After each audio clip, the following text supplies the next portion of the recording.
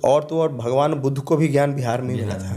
ठीक है, जिन्होंने पूरे विश्व को 10वें गुरु बिहार में रहे हैं, महावीर का जन्म बिहार में हुआ है, और तो और पूरे विश्व को जो जीरो है जी बिल्कुल, तो जीरो बिहार ने दिया है। तो और बिहार को लोग इस देश मतलब इस तरीके से देखते हैं जैसे लगता है कि यार बिहारी हो तुम, यार बिहारी हम हैं, हमने दुनिया को बताया कि हमने दुनिया में नहीं तो तुमको तो 1 से 9 तक ही तुम रह जाते, 9 के आगे तुम फिर सोच भी नहीं सकते थे कि तुम्हारे पास 500 रुपया इनका है, और हमको लगता है 2500 या 3500 रुपये जो वार्ड सदस्य लोग हैं उनको जो दैनिक मजदूर को जो मजदूरी देते हैं ना आप, वही वार्ड सदस्यों की अधिकार की लड़ाई में भ्रष्टाचार की। तो देखिए जहाँ काम होगा वहाँ भ्रष्टाचार तो होना ही। 2500 और 3500 रुपया मानदेय लेने के लिए लोग आज के डेट में लाखों रुपया चुनाव में खर्च, यानी कहीं ना कहीं उस 3500 और 2500 के पीछे करोड़ों की बात। कहानी 1 साल पहले की है। 1 साल पहले पटना की सरजमी पर वार्ड सचिव की संख्या बहुत थी और उस वक्त सरकार में एनडीए थी, यानी भाजपा और जदयू की गठबंधन। लगातार वार्ड सचिव की चर्चाएं चल रही थी, हर मीडिया चैनल पर वार्ड सचिव की इंटरव्यू चल रही थी। अंततः उन्हें लाठियां मिली, वाटर कैनन की बसें, जो बड़ी बड़ी गाड़ियां होती है, उससे उन पर वार की गई, आंसू गैस के गोले छोड़े गए, और लेकिन कुछ भी नहीं बदला।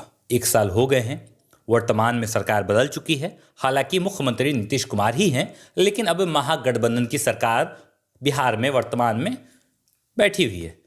चर्चाएं इसलिए ये ज़रूरी है क्योंकि तब भी मुख्यमंत्री नीतीश कुमार थे और आज भी मुख्यमंत्री नीतीश कुमार ही हैं। 7 निश्चय योजना पर कल भी वाह वही लूटे थे और आज भी वाह वही लूट रहे हैं। लेकिन 7 निश्चय योजना के पीछे हुई घोटालेबाजी, 7 निश्चय योजना के पीछे हुई धांधली, 7 निश्चय योजना के पीछे जो गिरे वार्ड सचिव के आंसू और खून, उसका क्या?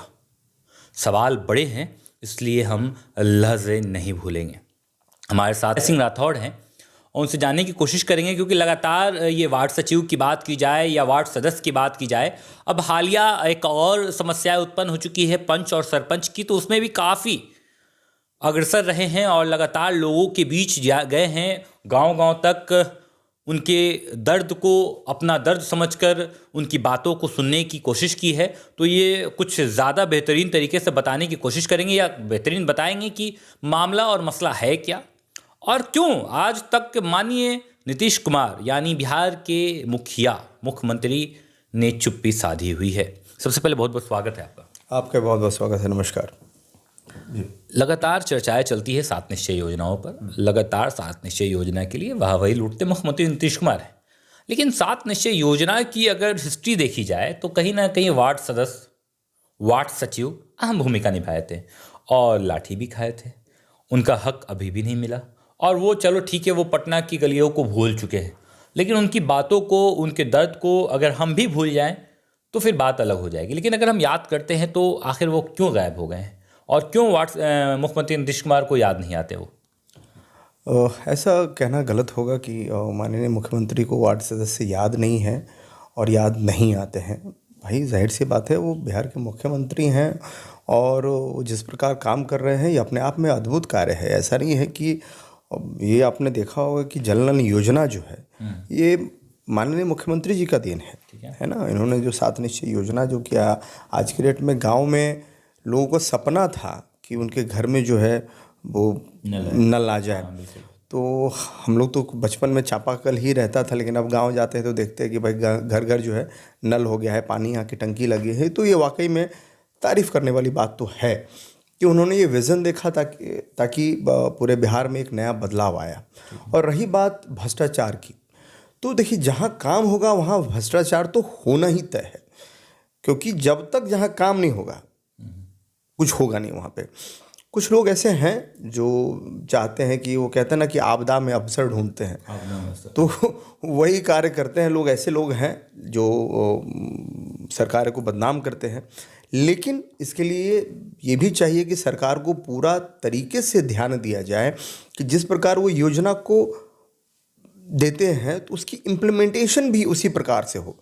उनके जो ऑफिसर्स हैं या जिनको वो काम दे रहे हैं उनका पूरा रिकॉर्ड्स चेक हो, उनको कैसे पैसे जा रहे हैं वो मॉनिटरिंग हो, वो कौन सा पाइप यूज़ कर रहे हैं या वो जो भी मटेरियल यूज़ कर रहे हैं वो पूरे तरीके से मॉनिटरिंग होने के बाद ही उनको पैसा मिल जाए। समझ, आज तो पूरा एकदम टेक्निकल युग है अभी।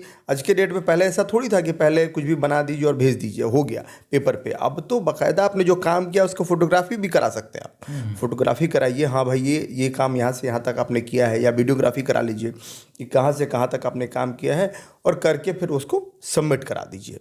ठीक है, इसमें एक दो मतलब इसमें तो फ़ायदा ये हो जाएगा कि भाई जिस चीज़ का, जिस कंपनी का उन्होंने कोटेशन दिया है वो सारी चीज़ें सामने में उसको वीडियो में दिख जाएगी।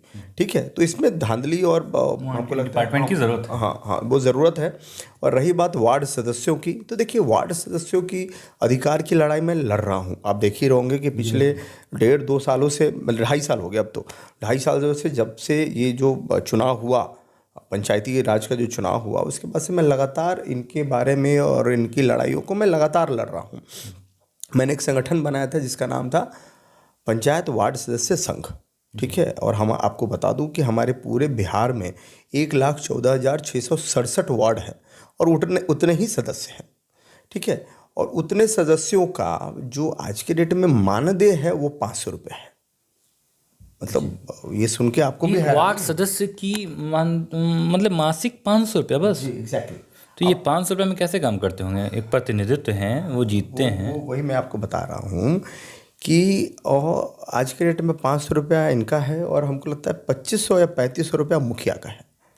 ठीक है, आप समझिए कि 2500 और 3500 रुपया मानदेय लेने के लिए लोग आज के डेट में लाखों रुपया चुनाव में खर्च कर रहे हैं।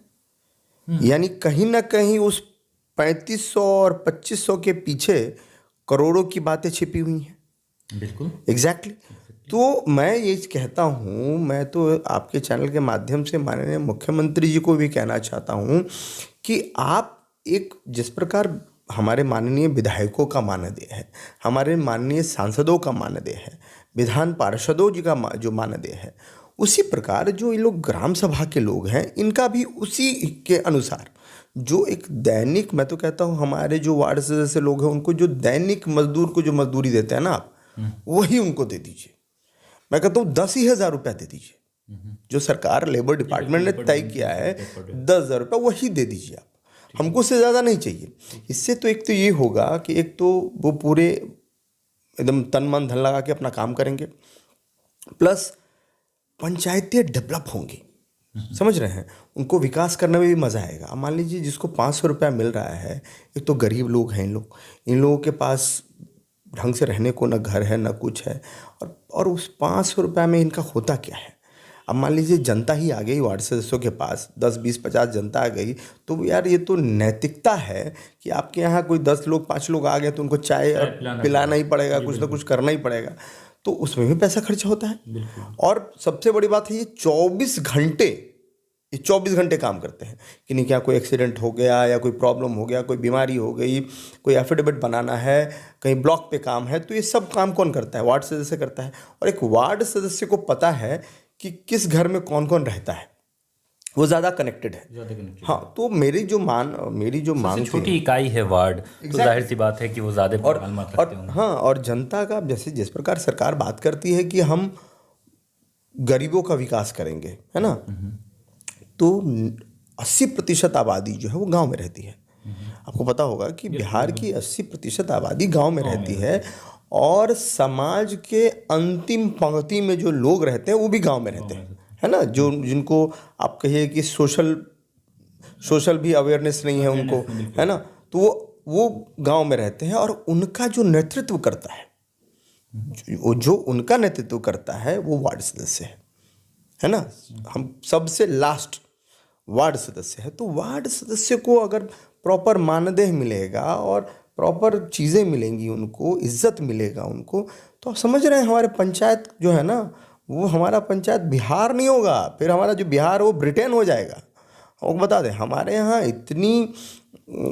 इतना हमारे यहाँ स्कोप है काम करने का। अब कृषि के क्षेत्र में ले लीजिए या जिस क्षेत्र में ले लीजिए, जितना काम बिहार के अंदर हुआ है उतना काम तो कहीं भी नहीं होता। आप देखिए ना, आप देखिएगा जब अंग्रेज़ यहाँ आए थे तो वहाँ कितनी फैक्ट्रियाँ थी, या स्टार्टिंग में जो हम कहेंगे कि जो हमारे जो प्रथम बिहार के मुख्यमंत्री बने थे कृष्णा सिंह जी, तो उस वक्त हमारे बिहार में कितनी फैक्ट्रियाँ थी, कागज़ में मिल था, चॉकलेट की फैक्ट्रियाँ थी, मतलब अनगिनत चीनी मिल्स थी, मतलब अनगिनत फैक्ट्रियाँ थी। लेकिन आज के डेट में वो फैक्ट्रियाँ कहाँ गई, क्यों ख़त्म हो गया? ऐसा क्या नीति आ गया जिसके वजह से बिहार आज एकदम पिछड़े की तरफ बढ़ता जा रहा है? बिहार में शिक्षा के मामले में बात करेंगे तो बिहार टॉप पे था। बिहार में की शिक्षा की बात अगर आज़ादी के वक्त की जाए तो सबसे बेहतरीन, अब उससे भी पहले की बात कीजिए ना, उससे भी पहले की बात तो बेहतर आंकड़े दिखा तो आप देखिए कि नालंदा यूनिवर्सिटी कहाँ था, यहाँ बिहार में था, विश्व का सबसे बड़ा यूनिवर्सिटी। जी बिल्कुल, विश्व तो के आप, हिस्सों से हाँ, लोग यहाँ आते थे। और आपने अब तो और भगवान बुद्ध को भी ज्ञान बिहार में मिला था, ठीक है, जिन्होंने पूरे विश्व को ज्ञान दिया। सिखों के 10वें गुरु भी बिहार में रहे हैं। 10वें गुरु बिहार में रहे हैं, महावीर का जन्म बिहार में हुआ है, और तो और पूरे विश्व को जो जीरो है, जी बिल्कुल, जीरो बिहार ने दिया है। तो और बिहार को लोग इस देश मतलब इस तरीके से देखते हैं जैसे लगता है कि अरे यार बिहार से हो तुम, बिहारी हो तुम। यार बिहारी हम हैं, हमने दुनिया को बताया कि हम क्या हैं, हमने दुनिया, नहीं तो तुमको तो 1 से 9 तक ही तुम रह जाते, 9 के आगे तुम फिर सोच भी नहीं सकते थे कि तुम्हारे पास है क्या, समझ रहे हैं? एक एक चीज़ों को हमने बताया, और बिहार की आज ऐसी दशा है तो ये देख के वाकई में लगता है कि यार ये क्या हो रहा है बिहार के साथ। और मुझे लगता है कि सही नेतृत्व की बिहार को ज़रूरत है, सही लोग राजनीति में आए, युवाओं राजनीति में आओ, आगे आओ, ताकि आपका जो विज़न है ना, क्योंकि आज के डेट में जो युवा हैं वाकई में कुछ अच्छा सोचते हैं, और उनका जो विज़न है मुझे लगता है कि जो नए जनरेशन के लोग हैं वो ज़रूर कुछ बदलाव